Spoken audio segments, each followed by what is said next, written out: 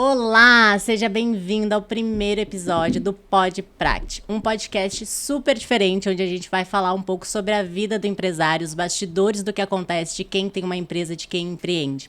E hoje, como nosso primeiro convidado, não poderia ser diferente, o nosso fundador da Pract, Léo, está aqui conosco, vai contar um pouquinho sobre toda a história dele, as experiências deles, dificuldades, desafios. Eu tenho certeza que você vai conseguir tirar várias chaves aí, vários insights para aplicar no seu negócio. Léo, seja bem-vindo então ao nosso podcast. E eu quero começar te perguntando um pouquinho sobre a sua história. Conta para nós como que você começou, né, toda a tua trajetória no CLT e como que você começou a empreender, enfim, os teus desafios aí. Conta para nós.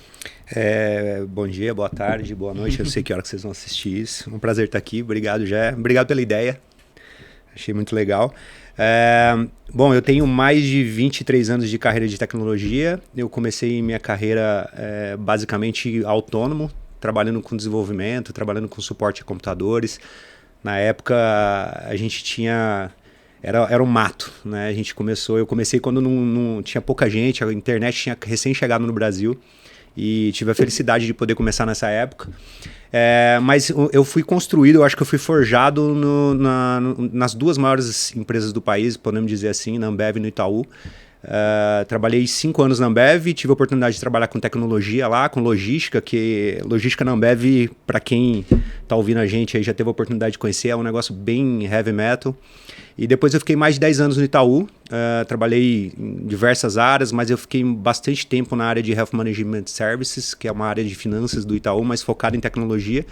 E basicamente passei minha vida inteira tocando projetos de tecnologia. Então foi uma big experiência e há praticamente 6, 7 anos eu abandonei minha carreira corporativa.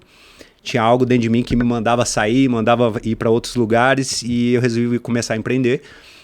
Não era algo que eu não tinha feito na minha vida, eu já tinha lá no começo da faculdade montado uma empresa também, já tinha trabalhado de forma empreendendo em si e vendi essa empresa e depois fui para a área corporativa e voltei depois, nessa saída do Itaú, eu voltei a empreender e posso dizer de cadeira que tem sido uma das melhores experiências da minha vida, com todos os seus erros e acertos, mas tem sido uma das melhores experiências da minha vida.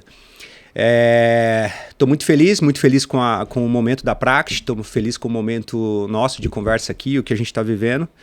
E é isso, tenho um pouquinho de bagagem de experiência para tentar passar para todo mundo aí, vamos ver o que eu consigo fazer. Bora lá, Léo. Então, conta um pouquinho melhor como que foi essa decisão de você empreender, né? O que você encontrou de desafio no início, porque eu tenho certeza que várias pessoas que estão nos ouvindo aqui talvez estejam passando por essas mesmas dificuldades. E o que você acha que foi o teu diferencial, né? Porque a gente já falou sobre várias pesquisas aí que mostram que muitos empresários quebram nos 5 primeiros anos, né? Ou poucos passam até os 10 anos sem dívidas, conseguem ter uma carreira sólida dentro do empreendedorismo. E eu tenho certeza que tem alguns diferenciais que você aplica na empresa e que a gente busca também aplicar. E eu queria que você comentasse um pouquinho sobre qual foi o maior desafio, né? Uma vez eu ouvi uma frase sua que você fala, plano de negócio não serve para nada. Eu queria que você comentasse um pouquinho sobre isso, porque eu acho que é isso. O empresário, muitas vezes, ele pega a teoria lá da faculdade e quer implementar, né? E a gente sabe que a teoria pode praticamente ser toda rasgada, desculpem, professores, mas a vida do empresário da vida real, o buraco é muito mais embaixo, né, Léo? Então conta para nós um pouco sobre como foi esse início e o que você acha que você fez que foi de diferente, que fez a tua empresa realmente crescer e perpetuar no mercado. Essa pergunta é boa. Sobre ambiente corporativo, eu quero deixar claro que eu não gosto de romantizar isso. Tem gente que fala que sair do ambiente corporativo e começar a empreender é o que todo mundo deve fazer. Não é. Eu acho que você tem que encontrar a sua via, encontrar aquilo que faz bem para você. Tem gente que divaga muito bem, que flui muito bem no ambiente corporativo e tem gente que é feliz e encontra seu propósito de vida no ambiente empresarial, no ambiente de empreendedorismo. Eu vivi anos muito felizes nas corporações que eu trabalhei, mas no empreendedorismo é onde realmente eu me encontrei, é onde realmente me desafia, eu preciso disso para minha vida. Depois nos bastidores eu conto aí, eu gosto de escalar, eu gosto de fazer uns esportes radicais e eu preciso muito de desafio na minha vida e o empreendedorismo me trouxe esse desafio que eu preciso. E é realmente um desafio muito pesado, assim, essa tua pergunta de, empresário que faz plano de negócio, não é... É importante o plano de negócio, mas é mais importante do que o plano de negócio é você ter algo que você consiga usar na prática. né? Tem muita gente que faz planos de negócio e planos de negócio incríveis, mirabolantes, tem 500 páginas, mas no dia a dia ele não aplica essas teorias que ele mesmo construiu no papel. Então é muito importante que a gente realmente planeje, que a gente realmente construa, que a gente entenda qual é o caminho que a gente vai seguir na empresa e que a gente realmente execute. Né? Eu sempre escuto aí, tem alguns caras de mercado que falam uma frase muito legal que é assim, boa ideia é 10 centavos a bacia. Hoje em dia é isso. Agora, executar bem e você realmente ter disciplina no dia a dia para seguir um plano, é isso que faz a diferença. Tá? Então, para mim, isso é desafiador. Eu acredito que seja desafiador para todo mundo ter disciplina, ter resiliência. Problemas vão vir praticamente quase todos os dias. Pensar que dias melhores virão é bom, mas a gente precisa ter certeza de que esses dias melhores vão ser compostos por problemas. Se a gente não tiver resiliência, se a gente não tiver um plano e poder perfurar esses problemas no dia a dia e ainda por cima procurar ser feliz, gostar da jornada, isso é muito importante, isso não vai dar certo. Então você precisa gostar dessa jornada, que é uma jornada muito difícil. É uma jornada complexa, uma jornada que vai demandar de você um esforço muito grande. Sim. Mas é importante gostar, dá para gostar e é legal viver assim, para quem curte, para quem quer. É um conselho, estudem, façam o melhor de vocês e aproveitem. Sim. Aproveitem que é legal. Eu costumo falar que o importante é primeiro você ter o propósito muito claro, né? Tem gente que fala que não acredita no propósito, que a gente provoca a empresa e é intencional na empresa. Mas justamente isso que você trouxe, para mim, é essencial. Por quê? Se você sai do mercado achando que você vai empreender ali e os teus problemas vão acabar, você não vai mais trabalhar tanto quanto antes, você está completamente enganado. Né? Na verdade, você acaba trabalhando até mais do que isso. Então, por isso que eu falo que é importante o propósito para quem está começando, porque a gente tem que tirar o cifrão do olho, né? O dinheiro, ele acaba sendo uma consequência de passos e acertos e erros que você vai dando, mas é o propósito que te faz persistir. E aí você trouxe a questão do plano de negócios ali, que o quanto é importante não só fazer, mas implementar, e eu falo muito isso para as minhas clientes, né? Elas chegam até mim, Jéssica, como que você faz o planejamento estratégico?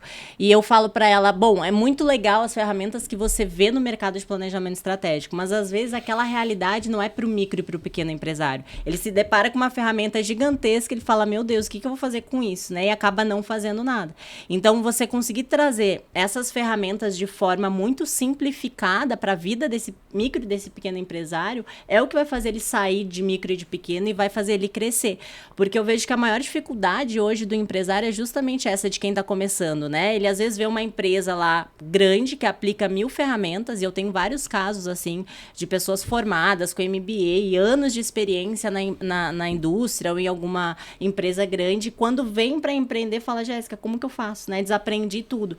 Porque é muito diferente você aplicar quando você tem uma empresa já com processos bem criados e você aplicar na sua própria empresa. Né? Completamente diferente. E você conseguir trazer isso de uma forma simplificada e prática, eu acho que é o grande diferencial hoje no mercado. Né? E você pegar esse planejamento e trazer ele de forma mais mastigada é o que vai fazer o empresário conseguir tirar do papel e aplicar.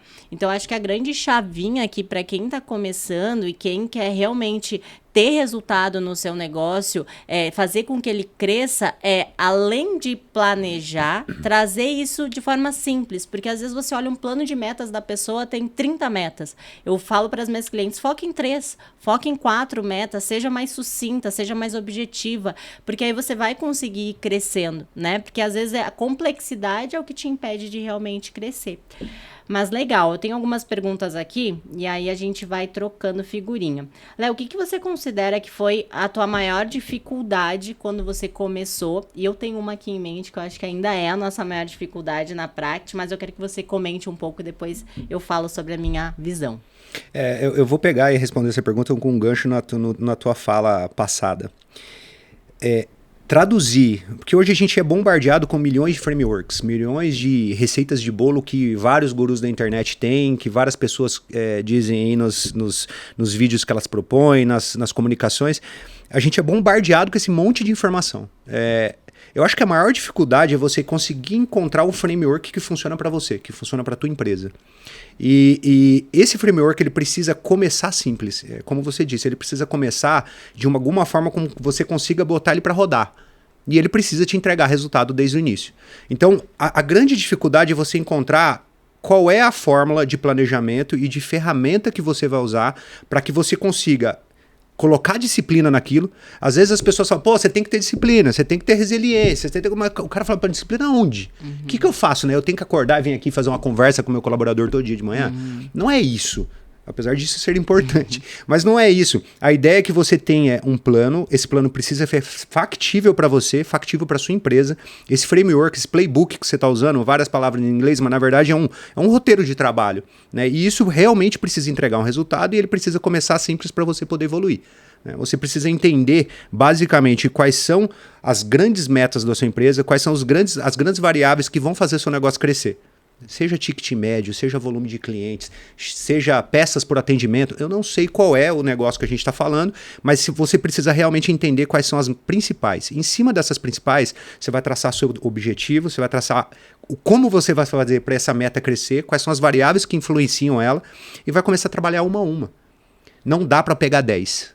Você vai pegar uma no começo, você vai pegar 2 no começo, no máximo 3 no começo e vai conseguir trabalhá-las com o teu time e vai crescendo. À medida que você for evoluindo essas metas e trazendo elas para um status quo legal, ou seja, entrou no seu dia a dia, entrou na sua fórmula de disciplina, você vai pegando outras e outras. Quando você olhar, o seu negócio já começou a ferver, ele começou a entrar no eixo. Então, eu acho que o grande desafio é simplicidade para começar. Precisa ter método, mas precisa ser simples. E aí encaixa disciplina, encaixa resiliência, encaixa tudo aquilo que a gente realmente precisa ter. Perfeito. E eu acho que assim, eu considero uma das minhas maiores dificuldades pegar esse método, pegar esse meu método e conseguir passar isso para o time, né? Através de processos. Porque eu falo que você fazer uma empresa rodar sozinho, beleza, você vai até ali. Vai chegar um momento que você vai ter que contratar, que você vai ter que criar um time. E aí você tornar esse negócio autogerenciável ao ponto da tua empresa acontecer sem necessitar de você 100% do tempo, porque a gente começa muito no operacional como empresário, mas o correto, né, você que empreende, se você já tá mais de 2 anos, 3 anos no operacional, tá tudo errado. Vai chegar um momento que você tem que sair do operacional e vir pro tático, o momento que você vai sair do tático e vir pro estratégico, porque senão tua empresa não cresce. Muitos negócios não conseguem crescer porque o cara tá lá se matando no operacional e não tem estratégico, não tem nada disso. Mas isso é muito desafiador, né? São poucos empresários que conseguem fazer. E eu considero que foi o meu maior desafio dentro dos meus negócios hoje, sair do operacional e conseguir vir para o estratégico. E se você pudesse dar uma orientação para quem está começando, para quem está assistindo e está vendo, nossa, eu estou preso no operacional, é por isso que eu não consigo sair, o que você falaria para essa pessoa? Eu vou contar até uma história para exemplificar isso. No começo da minha carreira, eu mudei de tecnologia para logística na Ambev e foi uma das mudanças bem mais difíceis da minha vida. Eu aprendi muito lá. E teve um belo dia que o armazém da qual eu fazia parte do meu esquema logístico estava com um caos, assim, uma loucura. Era final de ano, Florianópolis, era uma loucura e eu resolvi pegar a empilhadeira. Eu falei, não, eu vou ajudar, eu quero ajudar, a gente tem essa vontade. Tá lá, o time tá perdendo, a gente quer marcar gol, não importa se eu sou zagueiro ou lateral, eu quero marcar gol. Né? E eu peguei a empilhadeira e saí lá carregando caixa de cerveja lá pelo armazém.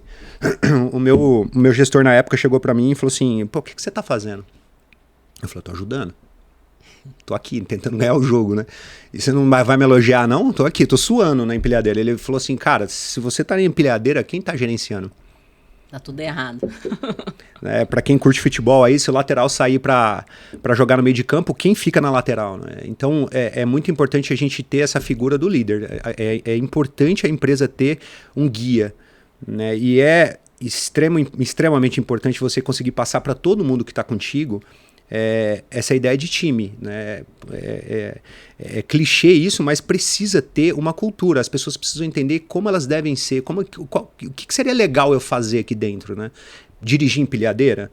Não, na verdade cada um tem que ter a sua função, todo mundo precisa entender o quanto essa função é importante para o todo e como essas funções se entrelaçam. Então, fazer o time entender qual é o caminho talvez uma das grandes questões do empreendedor, do cara que está fundando algo, fundando uma empresa, que está no timão de alguma empresa, é você realmente fazer teu time conseguir entender qual é o dia a dia.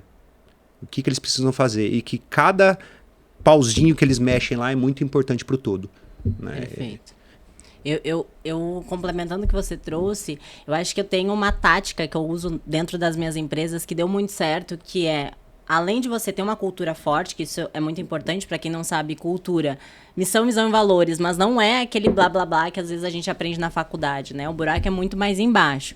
É muito importante você ter a cultura forte, porque é isso que vai fazer o teu funcionário não te trocar por 100, 200 reais a mais, né? Ele vai realmente vestir a camiseta da empresa. Mas além dessa cultura, que nessa você vai ter a visão, e é em cima da visão que você vai ter o teu plano de metas, o que eu vejo muito empresário se perdendo tem uma visão pro lado X e tudo que ele faz e investe dinheiro tá levando ele pro lado Y. Não se conversa, então ele nunca vai chegar na visão. Então você precisa ter uma visão clara para ter um plano de metas, para o time saber o papel dele, né, para atingir essa meta, mas muito além disso esse funcionário, quando a gente está nessa migração, né, quando eu estava nessa migração dentro da JV, por exemplo, todo mundo chegava até mim, Jéssica, aconteceu isso, isso, isso, o que eu faço? Fulana, aconteceu isso, isso, isso, o que eu faço? Até que uma vez elas vieram me perguntar e eu comecei a perguntar para elas, o que você faria? Né? E você ter essa provocação parece algo tão simples, mas que às vezes o empresário, ele não se dá conta disso e o cara liga para ele até se faltou a luz na empresa. Acabou a energia, o que eu faço? Pô, o cara tem que... O cara que é bem delegado, ele tem que ligar pro empresário e falar, ó, faltou a energia, já liguei para isso, aquilo, comunicar e já com esse plano de ação do que foi feito. E eu acho que o maior desafio do empresário é esse, mas você pode começar fazendo essas provocações, até que vai virar uma cultura da tua empresa e teu funcionário não vai mais te chegar com um problema, ele vai te chegar com um problema e já com a solução para aquele problema, para que você possa efetivamente entrar e sair desse operacional e confiar no seu time, né? Porque muito mais do que você delegar é também você confiar. Tem empresário que não deixa o operacional agir sozinho, né? Tudo tem que passar por ele, tudo tem que estar nele, tudo ele tem que dar o aval final. Isso você acaba centralizando. A empresa que tem um empresário centralizador não cresce, porque vai ser humanamente impossível você estar em todas as posições dentro do teu negócio. Mas vamos seguir aqui. Léo, e aí falando disso, eu acho que entra um outro desafio que eu trouxe aqui, que é a parte de gestão de pessoas, né? E eu, quando comecei a fazer parte da Practi, eu comecei a pegar algumas coisas que o Léo aplicava lá, que eu acho muito legal, que vem muito dessas empresas maiores que você trabalhou, né? Como essas reuniões one-on-one, a parte dessa que a gente faz lá na Practi a cada 15 dias ou uma vez por mês, onde os funcionários trazem ali assuntos para conversar, né? Tipo um bate-papo. E eu acho que isso tudo faz um diferencial na gestão de pessoas. Eu queria que você comentasse um pouco sobre as dificuldades, né, as ferramentas que você usa, o que você acha importante para gerir pessoas e o quanto dominar isso é a grande dificuldade hoje do nosso empresário, né? Eu vejo que muitas empresas têm, o empresário fala, Jéssica, eu odeio gestão de pessoas, eu odeio gerir pessoas, e eu devolvo para ele, sem gerir pessoas vocês não vai crescer, né? E não tem para onde fugir. Então comenta para nós um pouco sobre esse tópico, Léo. Gerir pessoas eu acho que faz parte do nosso dia a dia como ser humano, assim. Se a gente não gostar de viver com pessoas, de interagir com pessoas, a gente vai falhar como ser humano, né? Eu acho que a gente cria um invólucro muito pesado em cima dessa história de liderança de pessoas. A gente cria uma bola muito difícil de carregar.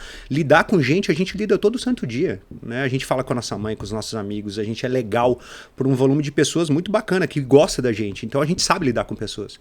Só que a gente fica com medo de falar, pô, eu vou ser líder dessa pessoa aqui, eu preciso delegar ela, eu preciso fazer... Na verdade, tudo isso é muito pesado. A gente precisa entender que a gente precisa de algumas coisas muito básicas para isso funcionar. Eu preciso ser honesto e eu preciso saber qual é o caminho. E eu preciso entender que é um ser humano do outro lado lá, que precisa também entender qual é o caminho dele. E eu tenho uma certa responsabilidade sobre isso de dar o caminho, de clarear esse caminho para essa pessoa, de tirar as pedras do caminho dela quando eu puder tirar, né? Se isso estiver muito bem posto, e teoricamente isso é simples, cara, as coisas vão funcionar muito bem, né? Então gestão de pessoas não deve ser algo muito pesado para você. Tira isso da cabeça, hein? Tira isso da cabeça, porque se a gente ficar com isso lá todo dia, pô, é difícil, é chato, eu tenho que lidar com pessoas. Não. Senão você não vai conseguir chegar a lugar nenhum, nem na sua vida pessoal. Isso é muito importante. E isso faz parte da cultura. Como você se relaciona com as pessoas e como as pessoas deveriam se relacionar. Faz parte da cultura. E eu vou dizer uma frase aqui que é muito legal. Cultura como é estratégia no café da manhã, hein, gente? Isso é muito importante para todo mundo. Mas voltando à pergunta, falando de framework, de como as coisas funcionam, eu gosto muito de ter essas ferramentas para lidar com pessoas. Eu acho que a gente tem que ter método para as coisas funcionarem. E método funciona tanto para o teu financeiro, quanto para o teu controle de estoque, quanto para o relacionamento que as pessoas têm que ter dentro da empresa e o relacionamento que você tem que ter com essas pessoas na empresa. Então, eu costumo usar alguns métodos, alguns frameworks legais para fazer as pessoas interagirem, para as pessoas mostrarem quem elas são, para elas mostrarem o seu lado B, o lado que talvez as pessoas que interagem com ela no ambiente profissional não saibam. Né? Então, a gente tem uma ferramenta muito legal que a gente chama de Practi Talks, que a gente plagiou um pouquinho o TED Talks lá, que cada um traz um tema a cada 15 minutos. A pessoa fala em 15 minutos, me desculpe, sobre um tema aleatório. Ela vai lá e leva o que ela quiser levar. Né? Então, a gente já viu muita coisa legal. A história do café, como o café surgiu, como o café veio, como a pessoa gostava muito de café. Enfim, N assuntos que surgiram e gera uma interação dentro da empresa muito legal, muito bacana. A gente acaba conhecendo coisas que a gente não sabia das pessoas e entendendo de assuntos totalmente aleatórios e que, é legal, é bacana saber e gera interação, gera engajamento. Outra ferramenta muito importante, como você disse, são as reuniões. Ter esse planejamento de reuniões é imprescindível. A gente chama de one-on-one, essa reunião que a gente faz tete a tete, olho no olho. Ela pode ser remota também, mas é muito legal que ela pudesse ser física com seus líderes. Né? E essa reunião normalmente ela deve acontecer por volta de uma vez por semana, mais ou menos. É uma reunião para você estabilizar todas as metas, é onde você equaliza o que está acontecendo com a pessoa, interage e fala de estratégia, fala como a gente está conseguindo chegar próximo da meta, se a gente vai chegar, se a gente não vai, e se a gente não vai, como, o que nós vamos fazer. É muito importante esse contato e é muito importante a disciplina também. Tem outra reunião muito importante que eu faço com o nosso time, a gente chama de All-in-One, que é uma vez por mês, todo mundo da empresa. A gente coloca todo mundo numa sala, ou remoto, ou físico, e de novo, a gente vai equalizar todo mundo com o que está acontecendo na organização. Eu gosto de trazer o lado financeiro da empresa para todo mundo entender, pô, como é que está a nossa startup? Como que a gente está crescendo? O que a gente está fazendo? Quais são as dificuldades? Todo mundo da minha empresa sabe o que está acontecendo no dia a dia da nossa empresa, quais são as nossas dificuldades, como eles podem ajudar dentro das funções, das responsabilidades deles, como eles podem ajudar a gente a crescer. Isso é formar família, gente, é formar um time realmente, porque tá todo mundo lá querendo fazer a coisa funcionar. Se tiver um que não tá, tira agora, porque a história da batata podre no saco é verdade. Tá? Então, se todo mundo está querendo fazer aquele troço dar certo e você consegue engajar todo mundo e mostrar para todo mundo quais são os seus problemas, você vai se surpreender. Vai aparecer gente que vai conseguir real te ajudar no dia a dia. Então, ter esse playbook, ter essa dinâmica, essa rotina de fazer as reuniões com as pessoas, de mostrar para elas quais são os problemas, as estratégias, o que está acontecendo de certo ou errado, e pegando um gancho no que você disse, fazendo elas dizerem para você quais são as dificuldades delas. Elas estão conseguindo chegar naquilo que a gente planejou? Não estão? Por quê? O que nós vamos fazer para corrigir? Em tempo hábil, tá, gente? Não adianta depois reclamar, chorar que não bateu a meta. Tem que fazer isso em tempo hábil. As conversas têm que acontecer dizendo assim, pô, eu vou conseguir bater? Não, não vou. O que nós vamos fazer para bater? Qual é o tempo que a gente tem? Eu preciso fazer o quê para conseguir isso? Né? E nós dois sabemos, para nós não tem plano B, né? Se a gente tem um plano A, nós vamos chegar no plano A. Né? Sim, e a gente só consegue fazer isso não porque a gente é super-herói, porque a gente se planeja, porque a gente conversa. Exato. Né? E mais do que isso, implementa, né? Então, se você pudesse dizer 3, 4 ferramentas que o empresário poderia aplicar a partir de amanhã no negócio dele para gerir pessoas, seriam quais? Vamos lá. Primeiro ponto. Eu gosto muito de uma ferramenta que a gente chama... tem um nome em inglês, chama KPIs. Eu vou traduzir. Na verdade, são indicadores importantes. Então, se você tem uma loja de roupa, você precisa entender quais são os seus principais indicadores para você tomar conta. Se você listar lá, você vai ter uns 20. Não dá para gerenciar 20 indicadores. Define 3, 4 no máximo. Esses são seus indicadores importantes. Então, a primeira coisa que você vai fazer é definir os indicadores, depois você vai entender como cada variável do teu negócio influencia nesses indicadores. Então, por exemplo, ticket médio. O que influencia no ticket médio das minhas vendas? É meu preço? É meu vendedor? É a eficiência do meu vendedor? Beleza, lista as variáveis. Quando você mexer um pauzinho em cada variável, a tua meta vai mexer. Então, esse é o primeiro ponto. Partir do pressuposto que você sabe quais são suas metas principais e quais são as variáveis que influenciam nessas metas principais. Listou isso, você vai fazer uma reunião com cada líder teu, mostrar essas metas, mostrar aquilo que você quer com cada meta dessa, é importante, e fazer com que cada um deles tenha uma participação nisso. Sabe o que você acabou de fazer? Do planejamento estratégico. E, assim, não é nada mirabolante. O povo Exato. fica fazendo na internet, planejamento estratégico. 1000 planilhas. Uma vez por... 1000 planilhas, 1000 reuniões, umas reuniões incríveis, não sei o quê. Você que é pequeno, gente, adapta. Isso é planejamento estratégico. Exato. O que mexe no teu negócio, quais são as variáveis que influenciam isso e aonde você quer chegar. E tenha certeza, obviamente, que se você definiu que você vai chegar no ponto A, isso vai ser bom pro teu negócio. Tem que ser. Sim. Beleza, faz uma reunião com o teu time, mostra isso, mostra a importância de cada pessoa nesse processo, acabou, teu planejamento estratégico está pronto. Segundo passo, monitora isso.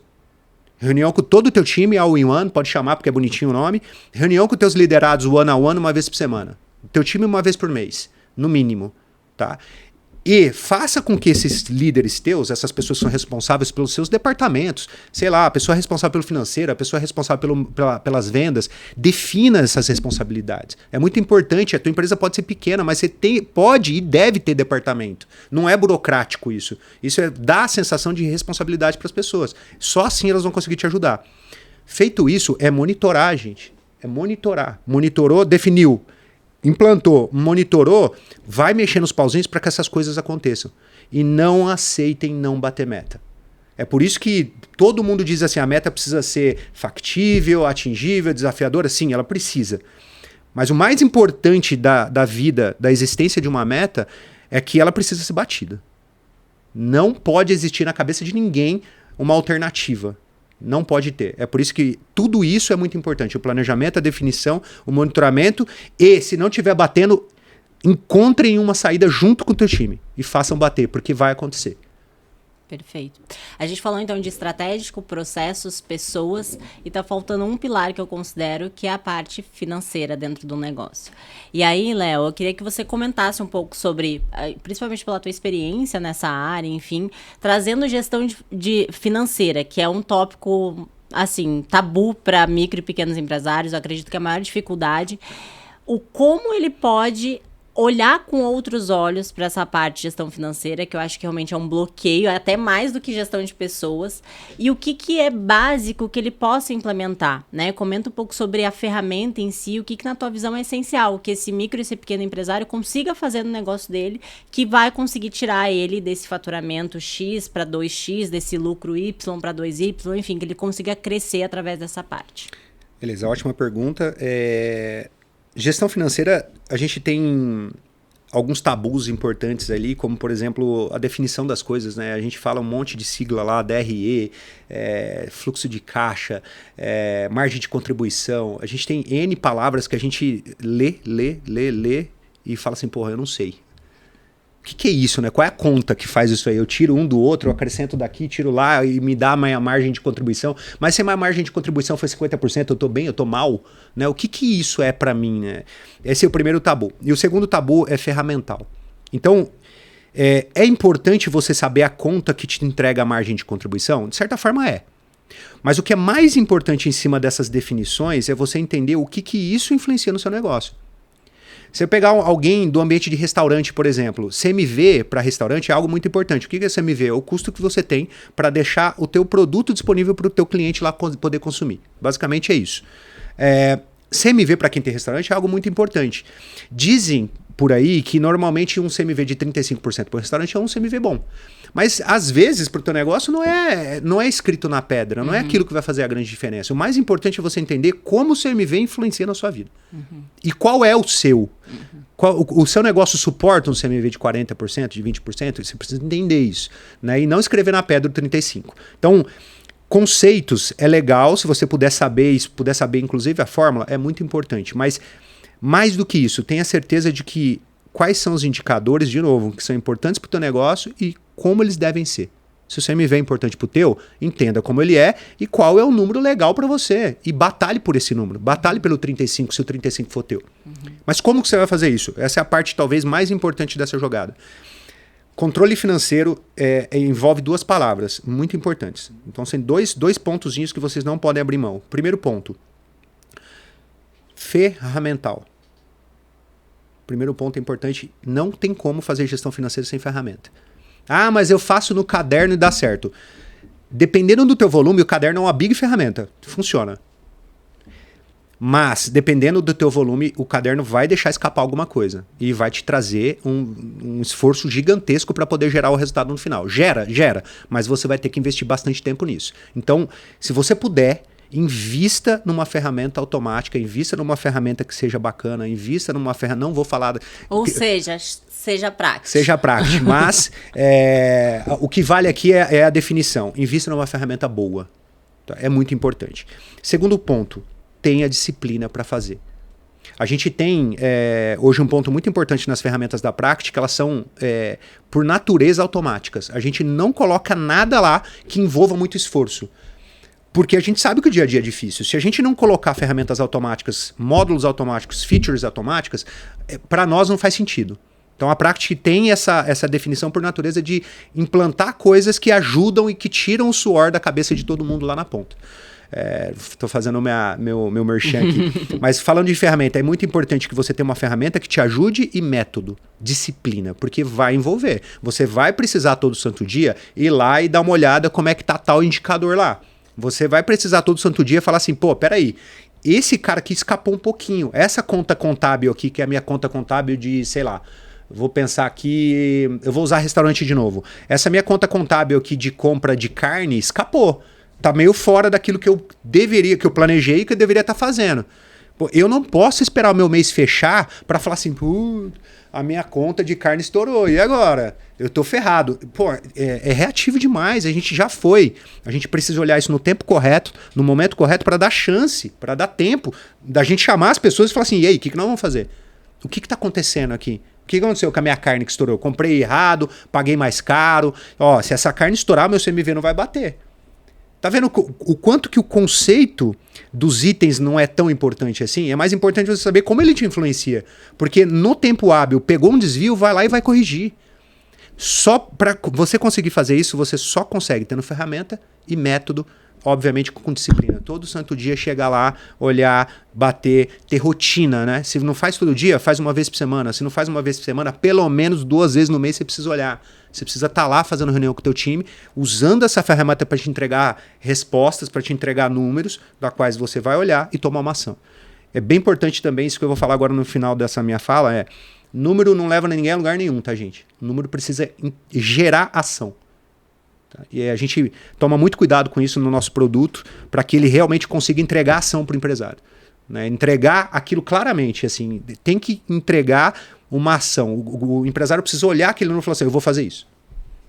Saber o que fazer com o número, né? Exato. Porque é muito mais do que você ter um número, é você entender a intenção daquele número, como ele impacta no teu negócio.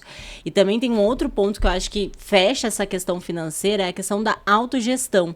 Porque às vezes é o próprio empresário que acaba colocando a empresa dele num prejuízo, né? Por não conseguir ter essa autogestão e aí coloca toda a falta de gestão, falta de disciplina lá nos números da empresa, né? Então você ter essa cabeça, esse entendimento de que gestão financeira não é uma opção para você, né? Se você quer ter uma startup, uma micro, uma pequena empresa que realmente vai crescer, que não vai fazer parte dessa parcela de 60% que quebram nos 5 primeiros anos, ou então 70% que nem ultrapassam os 10 anos sem dívidas, você precisa de gestão financeira, você precisa levar a sério a tua empresa, né? Porque o empresário, o micro e o pequeno empresário, ele costuma não levar a sério os números dele. Então vira aquela bagunça, mistura física com jurídica, não tem reserva, e aí você se vê o mercado decolando, o mercado crescendo e você não tendo dinheiro para investir no seu negócio, você não conseguindo fazer contratações porque você está todo desajustado financeiramente.